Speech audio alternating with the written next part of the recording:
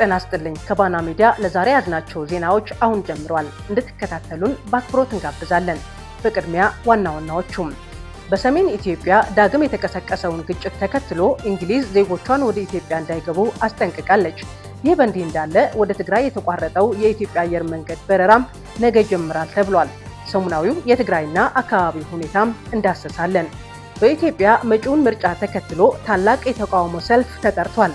አዘጋጅ ተቃዋሚ ፓርቲ መንግስት ሰልፍ እንዳናደርግ ከከለከለን ምርጫው ሐሰተኛ መሆኑን ለዓለም መንግስታት እናሳውቃለን ብሏል። ፌስታል መጠቀም 5000 ብር ያስቀጣል በመባሉ ፌስታል ይዘው የተገኙ የአዲስ አበባ ነዋሪዎችም በደንብ አስከባሪዎች እየተንገላቱና ጉቦ እየተጠየቁ መሆኑን ሰምተናል። የነዋሪዎቹ ቅሬታም እናቀርባለን። በእስር ላይ የቆዩት ታዋቂው የትግራይ ጄኔራል የፍርድ ቤት ውሎም እናስደምጣቸዋለን። አብራችሁን ቆዩም። እንግሊዝ ዜጎቿ ወደ ኢትዮጵያ እንዳይጓዙ አስጠነቀቀች። የዩናይትድ ኪንግደም መንግስት ለዜጎቹ ባወጣው የጉዞ ማስጠንቀቂያ ወደ 3 የሰሜን ኢትዮጵያ ክልሎች ትግራይ፣ አማራና አፋር ክልሎች፣ ጋምቤላ፣ ኦሮሚያና በከፊል ሶማሌ ክልል አካባቢዎች እንዳይጓዙ ብለዋል። የጉዞ ማስጠንቀቂያው የወጣው በሰሜን ኢትዮጵያ አዲስ ግጭት መከሰቱን ተከትሎ መሆኑን የገለጸው የጉዞ ማስጠንቀቂያው በተለይም ኢትዮጵያ የምትዋሰንባቸው አካባቢዎች ዜጎቿ እንዳይጓዙ ሀገሪቱ አስጠንቅቃለች። ከወራት በፊት ካናዳ ተመሳሳይ የጉዞ ማስጠንቀቂያ ማውጣት ይታወሳል። ከፕሪቶሪያው ስምምነት በኋላ በትግራይ ኃይሎችና በፌዴራል መንግስት በድጋሚ ግጭት መከሰቱ የተሰማው ከአንድ ሳምንት በፊት ነበር። የኢትዮጵያ ሰብአዊ መብቶች ኮሚሽን በዚህ ጉዳይ ላይ ባወጣው መግለጫ በትግራይ፣ አማራና አፋር ክልሎች አንዳንድ አዋሳኝ አካባቢዎች ግጭት መከሰቱን አስታውቋል። ከጥር 17 ቀን 2018 ዓ.ም ጀምሮ በሶስት ክልሎች በተለይ በጸለምት፣ በመጋሌና በአብዓላ አካባቢዎች የተከሰቱ ግጭቶችን ተከትሎ የሰዎችን የህይወት፣ የአካል ደህንነት፣ ነፃነት ስጋት ላይ ጥለዋል በማለት ገልጿል። አንድ ሳምንት በሆነው ግጭት በክልሉ የተለያዩ አካባቢዎች የድሮን ጥቃት መፈጸሙን የሚታወስ ነው። በትግራይ ክልል ማዕከላዊ ዞን እንትጮና ገንደብታ በተሰኙ 2 ከተሞች በደረሰው ጥቃት የሰው ህይወት አልፏል። የድሮን ጥቃቱ ሙዝ፣ ዘይትና የተለያዩ ሸቀጣሸቀጦችን በጫኑ አይሱዚና ኤፍኤስአር የጭነት ተሽከርካሪዎች ላይ የተፈጸመ ነበር። የትግራይ ክልል ጊዜያዊ አስተዳደር ፕሬዝዳንት ጀነራል ታደሰ ወረደም ከፌዴራል መንግስቱ ጋር ወደ ሙሉ ጦርነት አልገባንም በማለት ተናግረዋል። ምንም እንኳን ፕሬዝዳንቱ ይህንን ቢናገሩም የኢትዮጵያ አየር መንገድ በክልሉ የተለያዩ ከተሞች ሲያደርገው የነበረ የአውሮፕላን በረራ ካቋረጠ ዛሬ 5ኛ ቀኑን ይዟል። በዚህ ሁኔታ በክልሉ የቀጠለው ግጭት በትግራይ ክልል ነዋሪዎች ዘንድ ከፍተኛ ስጋት ፈጥሯል። በተለይ የኢትዮጵያ አየር መንገድ በረራ ማቋረጡን ተከትሎ የተለያዩ ባንኮች ለደንበኞቻቸው የሚያቀርቡትን የገንዘብ መጠን ከበፊቱ በባሰ ሁኔታ መቀነሳቸው ሰምተናል። ባንኮቹ ከ2000 ብር የበለጠ ገንዘብ እየሰጡ አለመሆናቸውም ነዋሪዎቹ ገልጿል። በዚህ ምክንያት በመቀለ ከተማ በባንኮች ላይ የሚታየው ረጃጅም ሰልፍ እስካሁን ድረስ አለመቀነሱን ነዋሪዎች ነግረውናል። ገንዘብ በሞባይል ከማስተላለፍ ውጪ በካሽ ማግኘት አስቸጋሪ ሆኗል። ይህም በመሆኑ ይህ አገልግሎት መጠቀም የማይችሉ ዜጎች ለከፍተኛ ችግር እንደተዳረጉ ነግረውናል። ከዚህ በተጨማሪ በአንዳንድ አካባቢዎች የታየው ግጭት ወደ ሙሉ ጦርነት ያመራል የሚል ስጋት በመኖሩ በተለያዩ ምግብ ነክና በሸቀጦች ዋጋ ላይ በአንድ ጊዜ እስከ 3000 ብር የሚደርስ ጭማሪ መደረጉን ያነጋገርናቸው የመቀለ ነዋሪዎች ገልጸውልናል። ከትላንት ወዲያ ቅዳሜ ወቅታዊ ጉዳዮችን አስመልክተው በትግራይ ቴሌቪዥን ማብራሪያ የሰጡት የክልሉ ጊዜያዊ አስተዳደር ፕሬዝዳንት ጀነራል ታደሰ ወረደም ግጭቱ የተነሳው የትግራይ ኃይሎች ወደ ጸለምት አካባቢ ለመግባት በሚንቀሳቀሱበት ወቅት እንደሆነ አመልክተዋል። ይህንን እንቅስቃሴ በሚደረግበት ጊዜ ግን ያልታሰበ ግጭት አጋጥሟል ያሉት ፕሬዝዳንቱ ወደ ሙሉ ጦርነት የገባ የሚመስል የድሮን ጥቃት መፈጸሙን በማንሳትም የፌዴራል መንግስትን ወቅሰዋል።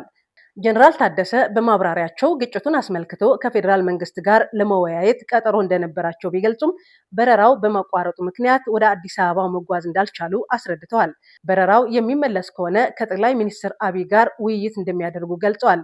በክልሉ የአውሮፕላን በረራ ከተቋረጠ ዛሬ 5ኛ ቀኑን የያዘ ሲሆን በነገው ዕለት ወደ ትግራይ የሚደረገው በረራ በድጋሚ እንደሚጀምር ያገኘነው መረጃ ያመላክታል።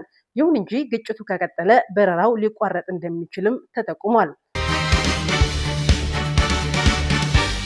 ፌስታል ያዛችሁ ተብለን በደንብ አስከባሪዎች እየተዘረፍን ነው አሉ የአዲስ አበባ ነዋሪዎች። ኢትዮጵያ የአካባቢ ብክለትን ለመቀነስ በሚል ለአንድ ጊዜ አገልግሎት የሚሰጡ የፕላስቲክ ምርቶችን መጠቀም ከልክላለች።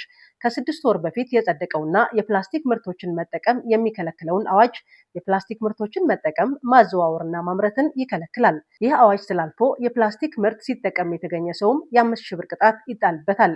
ከጅምሩ በቂ ተተኪ መጠቀሚያ ሳይዘጋጅ ሙሉ በሙሉ ፕላስቲክ ምርትን ማቆም እንዴት ይቻላል የሚል ጥያቄ ሲነሳበት የነበረው ይህ ድንጋጌ ከጥር 23 2018 ዓ.ም ጀምሮ ተግባራዊ ሆኗል።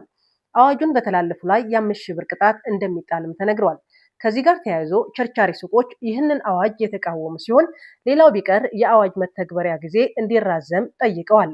የፕላስቲክ አምራቾች በበኩላቸው ፋብሪካዎችን ለመገንባት ከፍተኛ ወጪ ማውጣታቸውና እንዲሁም በከፍተኛ የውጭ ምንዛሬ በብድርም ጭምር ወደ ሀገር ውስጥ ያስገቡት ጥሬ ዕቃ እንዳለ በመግለጽ የአዋጁ ማስፈጸሚያ ጊዜ እንዲራዘም ጠይቀዋል። ሆኖም በየአቅጣጫው የቀረበውን ጥያቄና ልመና ችላ ያለው መንግስት አዋጁን ተግባራዊ አድርጓል። ይህንን ተከትሎ ግን በከተማዋ ሌላ ቀውስ ተፈጥሯል። ደንብ አስከባሪዎች በየሸቀጣሸቀጥ ሱቅ አቅራቢያ በመዘዋወር ፌስታል የያዙ ነጋዴዎችና ነዋሪዎችን 5,000 ብር ከምትቀጡ በማለት በማስፈራራት ገንዘብ እየተቀበሉ እንደሆነ ምንጮቻችን ነግረውናል። አዲስ አበባ መርካቶ በችርቻሮ ንግድ ላይ የተሰማራ አንድ ወጣት በዚህ 2 ቀን ውስጥ የደንብ አስከባሪዎች ስራ ፌስታል ማሰስ ሆኗል ብሎናል። ምክንያቱም ላለመከሰስና 5,000 ብር ላለመቀጣት ሲባል ሰው 1-2 ብር ስለሚሰጥ ነው ብሏል። ለደንበኞቻችን ዕቃ የምንሸጥበት ሌላ መጠቅለያ ስለሌለንና የወረቀት ወይም የጨርቅ ከረጢቶች ገበያው ላይ በበቂ ሁኔታ ስለሌሉ እንዲሁም ውድ ስለሆኑ ያለን አማራጭ ፌስታል መጠቀም ነበር። ሁኔታዎች እስከሚስተካከሉ መንግስት ቢታገሰን ብሏል። ሁኔታው በከተማዋ ቀድሞም ስማቸው በመልካም ለማይነሳው የስርዓት ደንብ አስከባሪዎች መልካም አጋጣሚ ፈጥሮላቸዋል። ጀነራሉ ከመቀለ እንዳይወጡ ታገዱ። ላለፉት 16 ቀናት በእስር የቆዩት ብርጋዴር ጀነራል ጉዕሽ ገብረ ክስ ለማየት ለሶስተኛ ጊዜ ዛሬ ጥር 25 2018 ዓ.ም የተሰየመው ወታደራዊ ችሎት ጀነራሉ በ60,000 ብር ዋስ እንዲለቀቁ ወስኗል። ወታደራዊ ፍርድ ቤቱ በዋስ እንዲፈቱ ቢወስንም ብርጋዴር ጀነራሉ ከመቀለ እንዳይወጡ እንዳገዳቸው የባና ሚዲያ ምንጮች አረጋግጠዋል። ብርጋዴር ጀነራል ጉዕሽ ገብረ ከጠላት ጋር በመገናኘት ሰራዊት የማፍረስ ተልዕኮ ይዘው በመንቀሳቀስና የሰራዊት ከፍተኛ አመራር ትዕዛዝ በመጣስ የሚሉ 3 ክሶች ከሰሜን ምስራቅ ግንባር ቀርቦባቸው ጥር 10 2018 ዓ.ም በትግራይ ጸጥታ ኃይሎች ማዕከላዊ አንደኛ ደረጃ ፍርድ ቤት መቅረባቸው ይታወሳል። ብርጋዴር ጀነራል ጉዕሽ የትግራይ ሰላምና ጸጥታ ቢሮ ባቆመላቸው ጠበቃ ታጅበው ጥር 18 2018 ዓ.ም ፍርድ ቤት ቀርበው የነበረ ሲሆን ጀነራሉ በዋስ ከተፈቱ ማስረጃ ያጠፉብኛል በሚል ከአቃቢ ሕግ በቀረበ አቤቱታ የዋስ መብታቸው ተከልክለው በእስር ቆይተዋል። ይሁንና ወታደራዊ ፍርድ ቤቱ ዛሬ በዋለው ችሎት የዋስ መብታቸው ከጉዞ እግድ ጋር አጣምሮ ፈቅዶላቸዋል። መንግስት ካቆመላቸው ጠበቃ ጋር ተያይዞ ከጀነራሉ ቤተሰብ ቅሬታ መቅረቡ ይታወቃል። የራሳችን ጠበቃ እናቁም የሚል ጥያቄ ቢያቀርቡም ሰሚ እንዳላገኙ የጀነራሉ ወንድም አቶ የብራህ ገብረ መናገራቸው ይታወሳል። ታጋይ ጉዕሽና የሚመሩት አርሚ 15 የፕሪቶሪያው የተኩስ ማቆም ስምምነት በሚፈረምበት ወቅት የሻዕቢያ ጦር አዲግራት ከተማ እንዳይቆጣጠር የሞት ሽረት ትግል ማድረጋቸው ይነገርላቸዋል።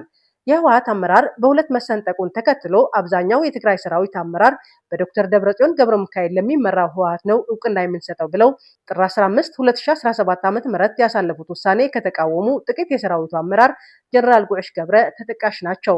ጀነራል ጉዕሽ ገብረን ጨምሮ ከ1 ዓመት በፊት የሰራዊቱ አመራር ውሳኔ የተቃወሙት ወታደራዊ አመራሮች ከኃላፊነታቸው ታግደዋል።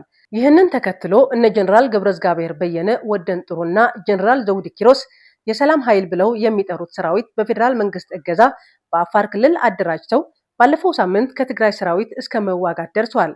በአንጻሩ ብርጋዴር ጀነራል ጉዕሽ ግን የአርሚ 15 አመራርና አባላት አንተ ምራን ብለው ጠርተውኛል እና ወደ ስራዬ ተመልሻለሁ ብለው ነበር። ጀነራሉ ስራ ላይ ያሉ ጥር 9 2018 ዓ.ም በጀነራል ማሾ በየነ ተጠርተው በሄዱበት ወቅት በጀነራሉ ቢሮ በቁጥጥር ስር መዋላቸው ዘግበን ነበር። የትግራይ ሰላምና ጸጥታ ቢሮ ባሰራጨው የጀነራሉ የክስ ሂደት ማስረጃ ከቀረቡት 3 ክሶች አንዱ ከጠላት ጋር በመገናኘት የሚል ሲሆን ጠላት ተብሎ የተጠቀሰው አካል ግን ማን እንደሆነ ግልጽ አልተደረገም። ብርጋዴር ጀነራል ጉዕሽ ገብረ ከእስር እንዲፈቱና ከመቀለ እንዳይወጡ ያገዳቸው ወታደራዊ ፍርድ ቤት የክስ ሂደቱ ለማስቀጠል የሰጠው የጊዜ ቀጠሮ ግን ለመቼ እንደሆነ ለማወቅ አልቻልንም። ገዢው ፓርቲ በዜጎች ላይ የሚፈጽማቸውን የሰብአዊ መብት ጥሰቶች የሚቃወም ታላቅ ሰላማዊ ሰልፍ ለማድረግ እየተዘጋጀ መሆኑን ኢህአፓ አስታወቀ። ገዢው ብልጽግና ፓርቲ በዜጎች የሚፈጽማቸውን የሰብአዊ መብት ጥሰቶች፣ ህገወጥ እስሮች የሚቃወም ታላቅ ሰላማዊ ሰልፍ ለማድረግ እየተዘጋጀ መሆኑን የኢትዮጵያ ሕዝቦች አብዮታዊ ፓርቲ ኢህአፓ አስታውቋል። ሰላማዊ ሰልፉ በአዲስ አበባና በተለያዩ የክልል ዋና ከተሞችን በተመሳሳይ ቀን የሚደረግ እንደሆነ የፓርቲው ሊቀመንበር መጋቢ ብሉይ አብርሃም ሃይማኖት ገልጿል። ተቃዋሚ ፓርቲው ከዚህ ቀደም ታላቅ ህዝባዊ ስብሰባ በሚል ውይይት አዘጋጅቶ በመንግስት ተከልክሎ እንደነበር ይታወሳል። ባለፈው ህዳር 27 2018 ዓ.ም አዘጋጅቶት ለነበረው ስብሰባ አዳራሽ ለማከራየት ተስማምተው የነበሩ ሆቴሎችና ሲኒማ ቤቶች ላይ መንግስት አድርሶባቸዋል ባለው ከፍተኛ ጫና ውላቸውን በመሰረዛቸው ስብሰባው እንዳይካሄድ ተደርጓል ሲል ፓርቲው ተናግሮ ነበር። ኢህአፓ በድጋሜ ያቀደው በአዲስ አበባና በተለያዩ የክልል ከተሞች በተመሳሳይ ቀን የሚደረገው ሰልፍ የብልጽግና ፓርቲ የፈጠራቸው በሀገሪቱ ያሉ በጣም ብዙ ችግሮችን የሚቃወምና አንድ አጀንዳ ላይ የማይቆም ነው ተብሏል። ሰልፉ ጦርነትን፣ የኑሮ ውድነትን፣ የቤት ፈረሳ፣ የፖለቲከኞችና ጋዜጠኞች እስራትን፣ የፖለቲካ ምህዳር መጥበብን የሚቃወም መሆኑን ተገልጿል። ይህ ሰላማዊ ሰልፍ ከዚህ በፊት እንዳጋጠማችሁ በመንግስት አካላት ብትከለከሉስ ስንል ላቀረብነው ጥያቄ ሊቀመንበሩ በሰጡት ምላሽ ወቅቱ የምርጫ በመሆኑ ከጥር እስከ ግንቦት ወር ድረስ ተቃዋሚ ፓርቲዎች ቅስቀሳና ሰልፍ የማድረግ መብት አላቸው ብለዋል። በእነዚህ ወራቶች ተቃዋሚ ፓርቲዎች የመንግስት አዳራሾችን በነፃነት መጠቀም፣ የድምፅ ማጉያዎችን በመጠቀም በከተማዎች ቅስቀሳ ማድረግ እንደሚችሉም አብራርተዋል። ይህ በምርጫ ህጉ ላይም የተቀመጠ በመሆኑ ገዢ ፓርቲ ሰላማዊ ሰልፉ ከከለከለን የራሳችንን እርምጃ እንወስዳለን በማለት ተናግረዋል። ከእርምጃዎቹ መካከል ምርጫው የይምሱላ መሆኑን ለዓለም በማጋለጥ ፓርቲው ራሱን ከምርጫው ሊያገል እንደሚችል ጠቁመዋል።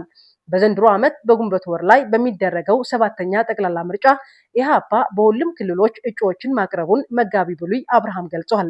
የእጩዎቹ ብዛት በቁጥር ይፋ ባይደረጉም ከገዢው ፓርቲ ቀጥሎ ከፍተኛው የኢህአፓ ነው ብለዋል። ፓርቲው በዚህ ሁኔታ ለምርጫው እየተሰናዳ መሆኑን የገለጹት መጋቢ ብሉይ አብርሃም የምርጫ ዝግጅቱ አንዱ አካል የሆነውን ሰላማዊ ሰልፍ ለማድረግ የሚያስችለውን ዝግጅት እያደረጉ መሆኑን ገልጸው ሰላማዊ ሰልፉ የሚደረግበት ቀን ግን እንዳልተቆረጠ አስታውቋል። ተመድና የአውሮፓ ህብረት በትግራይ እየታየ ያለው ውጥረት እንዳሳሰባቸው ገለጹ። በትግራይ ክልል ወታደራዊ ውጥረቶች እየጨመሩ መምጣታቸው ተከትሎ ዓለም አቀፍ ተቋማት ሁሉም ወገኖች ራሳቸው እንዲገዙ የሰላም ስምምነቶችን እንዲያከብሩና ልዩነቶችን በውይይት እንዲፈቱ አሳሰቡ።